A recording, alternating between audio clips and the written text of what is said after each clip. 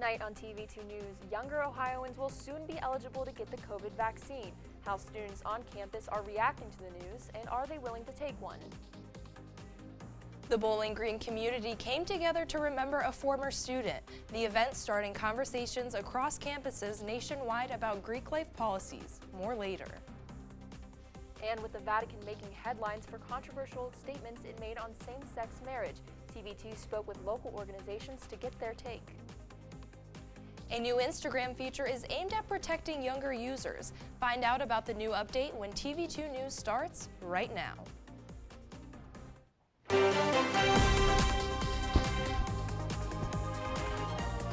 This is TV2 News.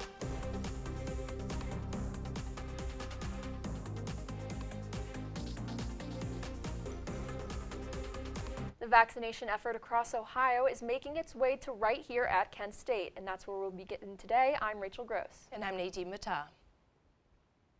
Kent State's Fieldhouse will soon be home to a mass vaccination clinic starting later this month.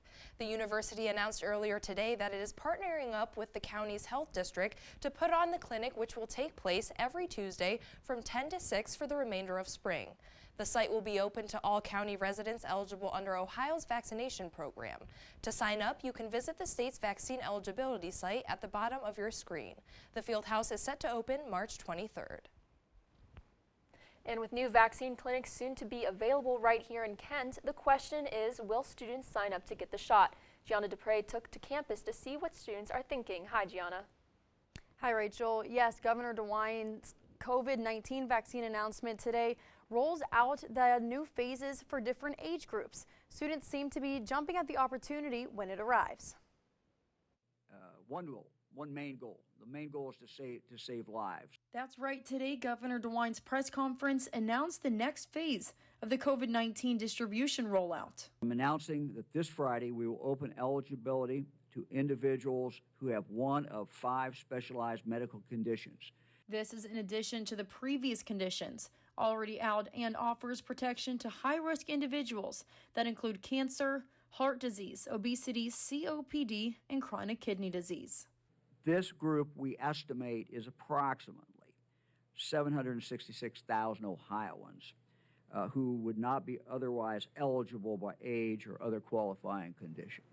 That number includes people who are also under the age of 40, which leads to another phase rollout. What we're calling Phase 2C will also begin on Friday, March 19th. Phase 2C will extend eligibility to all Ohioans who are 40 years of age and older. Now, this brings over 800,000 people eligible to be vaccinated, making it around 1.6 million people eligible between the two groups. Announcing that on March 29th, eligibility will open up in Ohio for every Ohioan who is 16 years of age and older. Now, it's important to note that teenagers who are 16 and 17 are only eligible for the Pfizer vaccine. The FDA emergency use authorization for the Moderna and Johnson & Johnson vaccines only covers individuals aged 18 and older. And with Kent State's new vaccine clinic opening on March 23rd, students are willing to get it. I'm definitely going to get it. I would love to be able to see my grandparents again in person and safely, so kind of doing it for their safety and for my whole family. 100%. I just think that it's important to, keep myself safe and keep others safe. So with the vaccine getting ready to be pushed in Portage County and across the state, we might be looking up from here. With that, DeWine said that there are over 1,300 providers statewide that will try and reach the goal of 6,000 vaccinations per day. Reporting live in Franklin Hall, I'm Gianna DaPra. Thanks, Gianna. In addition to the on-campus vaccination site, Portage County will host a one-time vaccine clinic this Thursday at the Battah Central Gateway facility on Summit Street. The event is open to all county residents who are eligible for the shot under Ohio's vaccine program. The clinic will be open 9 to 3 and will have 500 vaccines on hand. To sign up, call the number at the bottom of your screen. Again, we mentioned Ohio also announcing its Phase 1E and 2C groups, both eligible for a vaccine beginning Friday. Let's take a closer look at the individuals included in that plan. Ohioans with any of the following conditions: cancer, kidney disease, pulmonary or heart disease, or obesity, part of that 1E group. A more broad group of Ohioans aged 40 and older will also be able to register for a vaccine beginning this Friday. For more information, you can visit the state's vaccine eligibility site at the bottom of your screen. Cleveland's mass vaccine site at the Wolstein Center had its soft launch today, giving out 1,500 doses of the Pfizer vaccine. The site hopes to vaccinate 6,000 people by Friday. The clinic is open to anyone who's eligible under Ohio's vaccine program. The site will officially open Monday.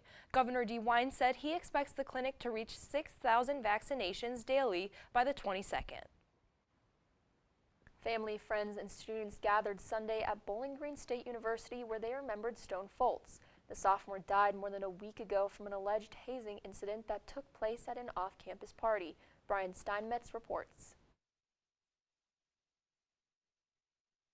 It was an emotional scene at Deutsch Perry Stadium in Bowling Green as friends and family mourned the loss of sophomore student Stone Foltz.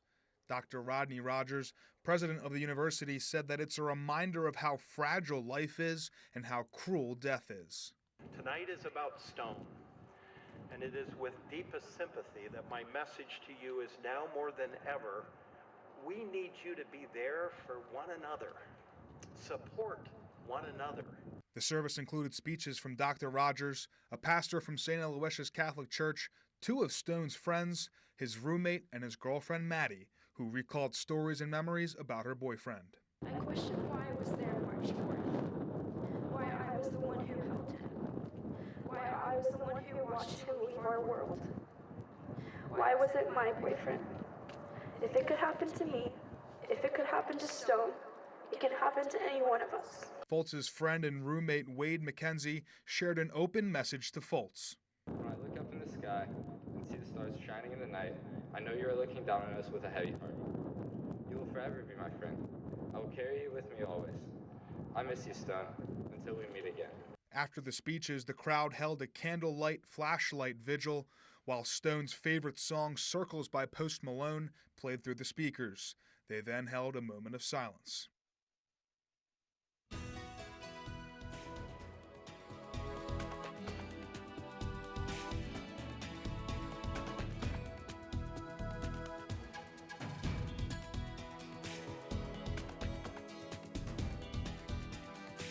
Happy Tuesday. Thanks for joining me. I'm Kyle Vasil. Now, the weather has been a bit of a bright spot for us lately. Temps around the low to mid 50s, sometimes reaching into the 60s. That looks to continue heading into the rest of your week. But right now, let's take a look at right here in Kent. So currently in Kent, it is 58 degrees and it feels like 58. The dew point is around 20 degrees and the wind is coming from the northwestern direction at around 3 miles per hour. The humidity is at 48% and visibility is at 10 miles. So we look at northeastern Ohio, so around some warmer temperatures today.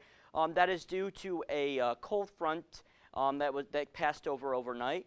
So we look over at our hourly forecast. Going into later tonight, around 8 p.m., it's going to go down to 50 degrees, it'll be mostly cloudy skies.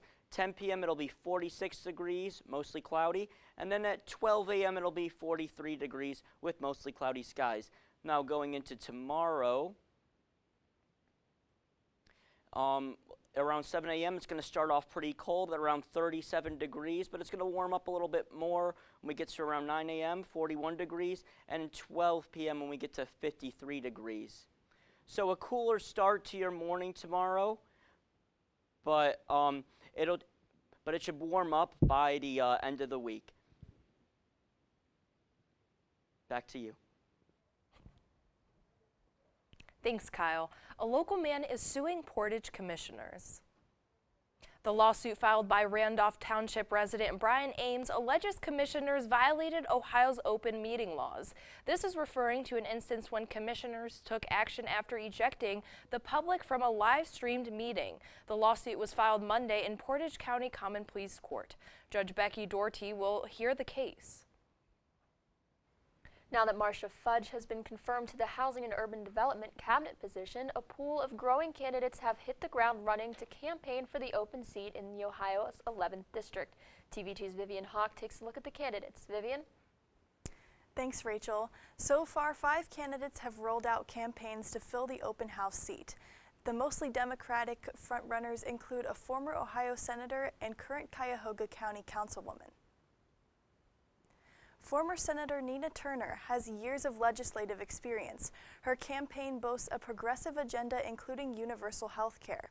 Councilwoman Brown focuses her campaign along the Biden-Harris administration's agenda with moderate Democratic policies. 3 non-Democratic candidates are also included in the pool of candidates. Shirley Smith is one of them and is using her lack of political experience to run an anti-corruption campaign. John Barnes Jr. and Jeff Johnson both say they lean left and are projected to appeal to more moderate voters. Ohio's 11th District resides in the heart of Cleveland, as well as in part of Akron and some rural areas. In the Franklin Hall studio, I'm Vivian Hawk. Ohio drivers, be aware, the state BMV's COVID extension is ending next month. That means if your license expires next month, you won't have an extension and will need to renew it. Governor DeWine signed a bill pushing back renewal deadlines last March when BMVs closed due to the pandemic. A recent House bill extended the grace period to July, but it only applies to drivers whose licenses expired between March 9th and April 1st of 2020. Visit the link at the bottom of your screen for more information. Controversy around the Vatican continues after it announced they would not bless same-sex marriage. What Kent State experts are saying about this decision. And details on why some countries have suspended injections of AstraZeneca's COVID-19 vaccine to investigate some possibly dangerous side effects. This is Portage County's TV2, broadcasting from the campus of Kent State University. Streaming online at kentwired.com. There was an old woman who lived in a shoe. She had so many children, she didn't know what to do.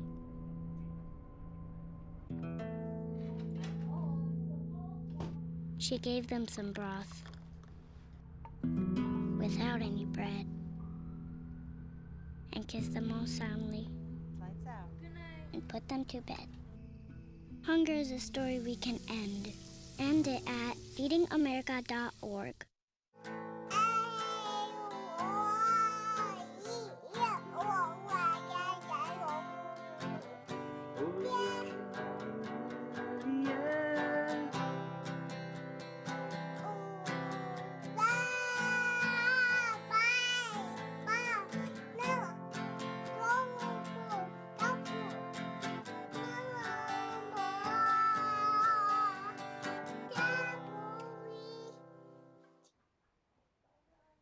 The Vatican has caused controversy after releasing a statement concerning same-sex marriages in the Catholic Church.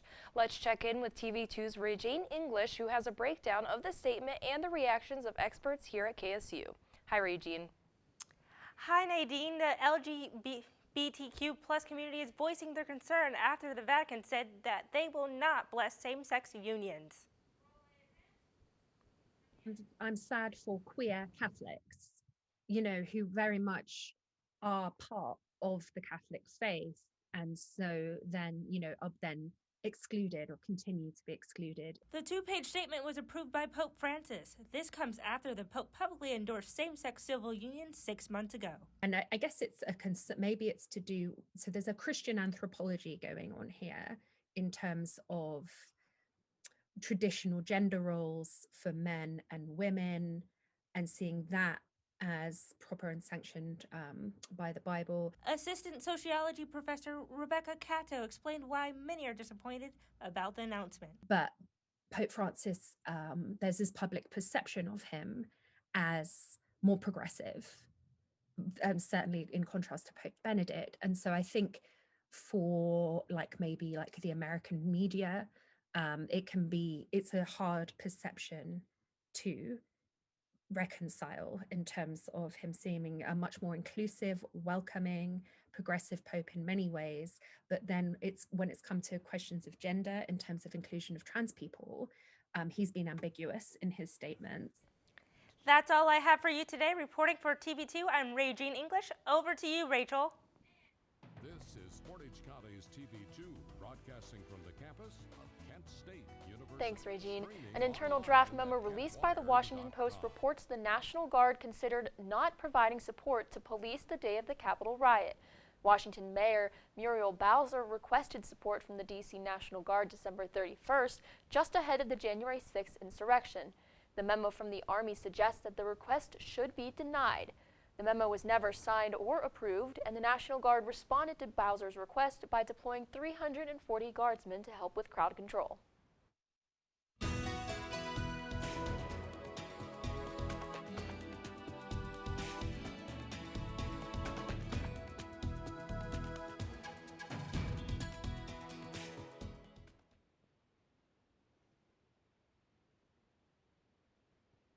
Welcome back, everyone. Tomorrow is going to warm up as we get into the afternoon.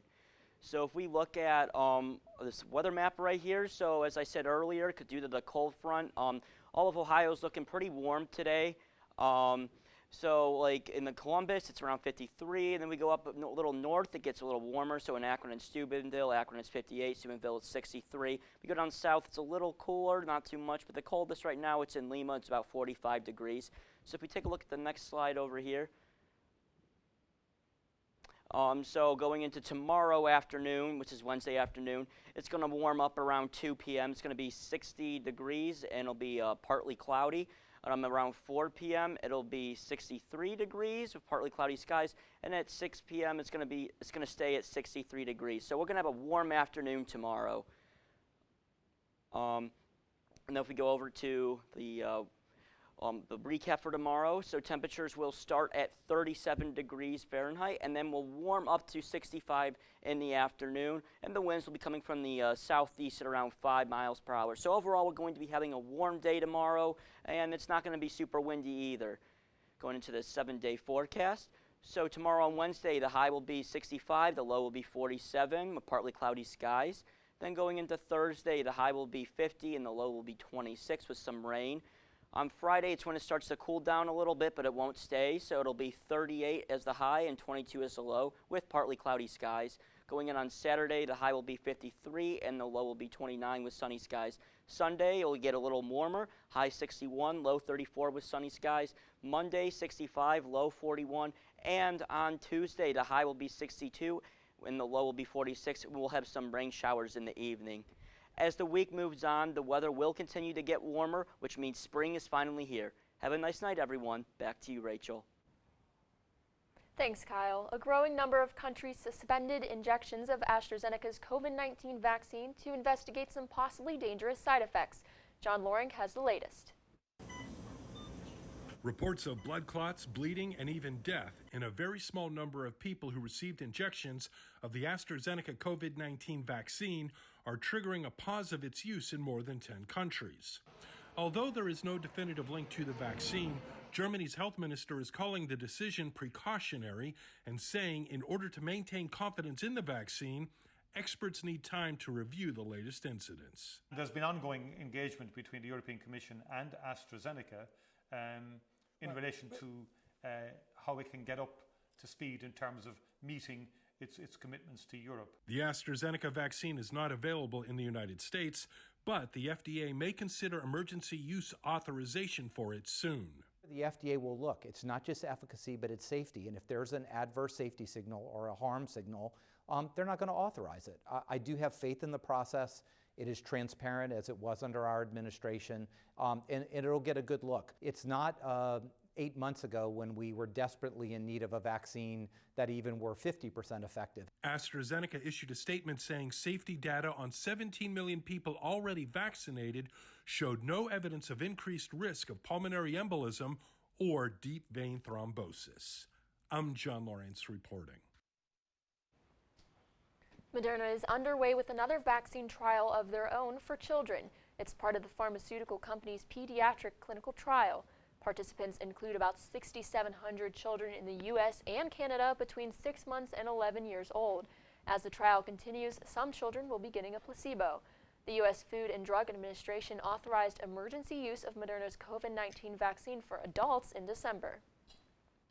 Earlier this morning, Homeland Security Secretary Alejandro Mayorkas released a statement saying the U.S. is expected to soon reach the highest number of people apprehended at the U.S.-Mexico border in 2 decades. In the statement, Mayorkas said, quote, "We are expelling most single adults and families. We are not expelling unaccompanied children." As of Sunday, Customs and Border Protection was encountering 565 unaccompanied children crossing the border on average per day, up from an average of 313 children per day last month. To make sure that we're doing it in a way that is well considered and that responds to where the need is. The president will act on that, but we're doing so in a deliberate way, as we are with all of these policies. The way Instagram handles messages may be changing how the app is making strides in user safety. We have some early action with the lacrosse and volleyball teams. Check into my sports report to see how they're doing.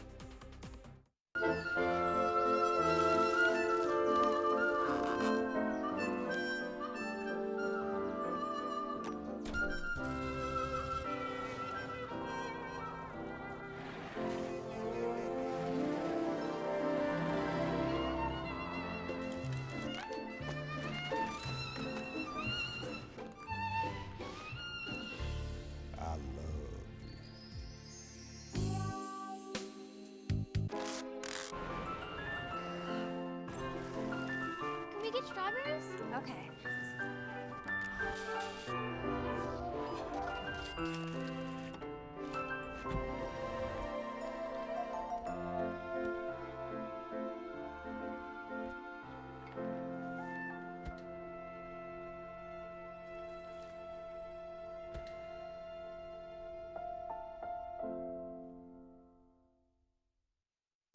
And now, your TV2 Sports Report.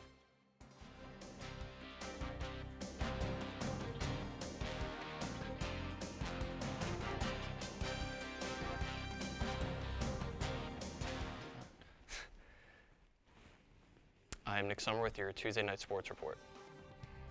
We start with KSU volleyball. The Kent State volleyball team is currently playing OU right now at the Mack Center with a score of 15-9 OU, but Kent is up 2 sets.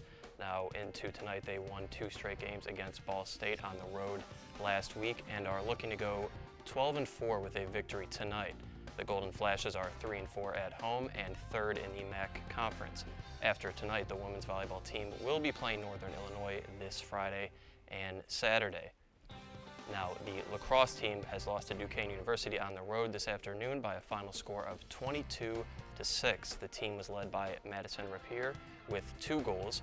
The Golden Flashes beat Akron on Saturday for their first win of the season and are currently 1-5. They return home Saturday to face Presbyterian College. Now, it has been a big first couple days for the NFL free agency for your Cleveland Browns as they have signed a 3-year deal worth $33.75 million with former Rams safety John Johnson. Yesterday and today, signing former Falcons defensive end Takk McKinley to a 1-year deal worth $4 million. McKinley has had a history of failed physicals which have not allowed him to play in the past, so this is a low-risk, high-reward scenario for Cleveland. Johnson is one of the top safeties in the NFL and helps Cleveland's secondary for next season. The Browns will look to add more talented players to the team as free agency continues. Now, the Cleveland Cavaliers look to take home a win to finish off the quick 3-game road trip as they face off against the Heat in Miami tonight at 8 p.m. This is the first matchup of the new year between the Heat and the Cavaliers as both of these teams split the season series last year before the league shut down. That is all for your Tuesday night sports report. I'm Nick Sommer. Follow us on Twitter at TV2KSU Sports for more athletics coverage.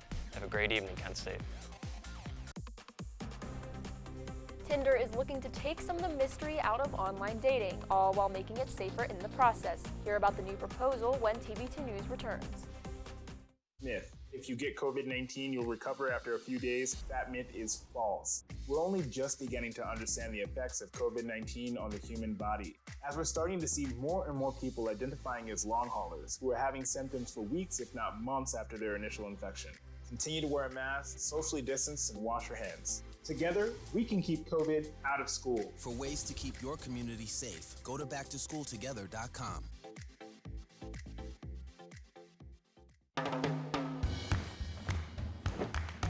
I don't want to talk about it.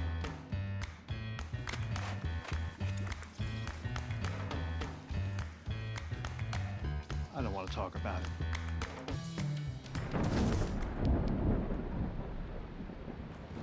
Families don't have to talk about everything, but they should talk about how to plan for an emergency. Get tips and resources to make your family's emergency plan.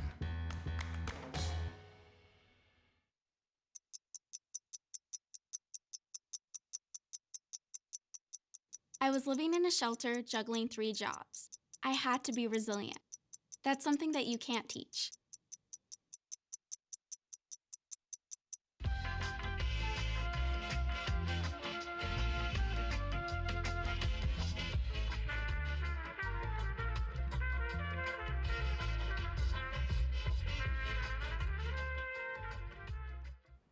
Welcome back. Instagram is working to keep its youngest users safe. The popular social media platform is now restricting direct messaging between teens and adults they don't follow and offer alerts for suspicious behavior. Other safety features include making it harder for adults to find and follow teens and a new parent's guide that helps with safety tools, privacy settings, and more. Instagram says they are developing new AI technology to better predict people's ages. Tinder also making strides to keep its users safe. For a yet-to-be-determined price, people using the dating app will soon be able to do background checks on matches. The site announced the feature works by pulling a person's criminal history by using public records like arrests, reports of violence, abuse, and restraining orders with only a first name and phone number or a full name. Testing for the new feature will take place in the coming months. And that'll do it for your Tuesday edition of TV2 News. I'm Rachel Gross. And I'm Nadine Battah. When TV2 is off air, keep in touch with us online at KentWire.com.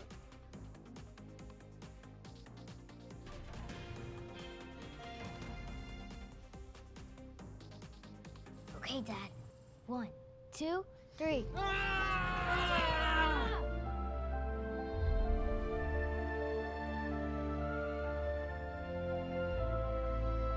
You saved me. Dad? Are you okay? I'm fine, dear. Your hero needs you now, and AARP is here to help. Find the care guides you need at aarp.org/caregiving.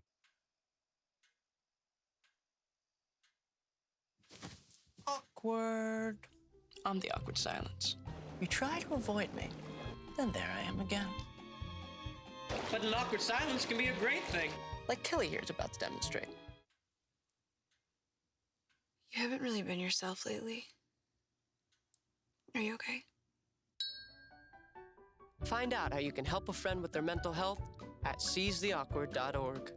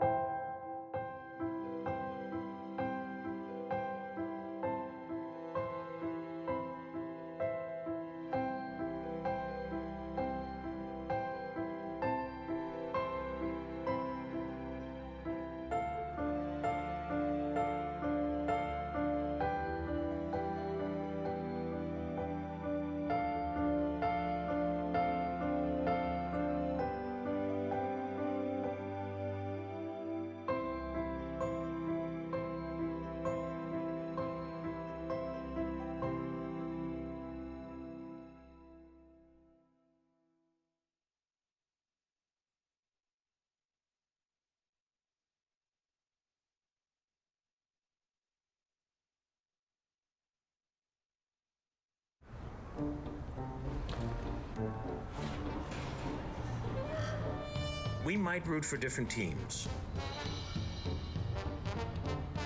but we all respect the game.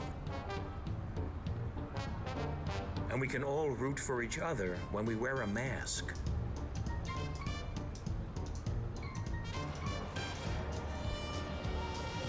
Mask up, America.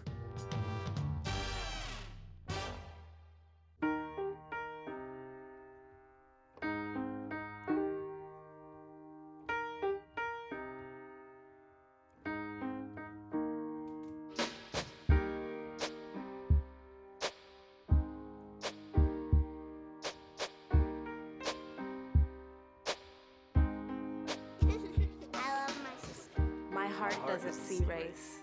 Love is love.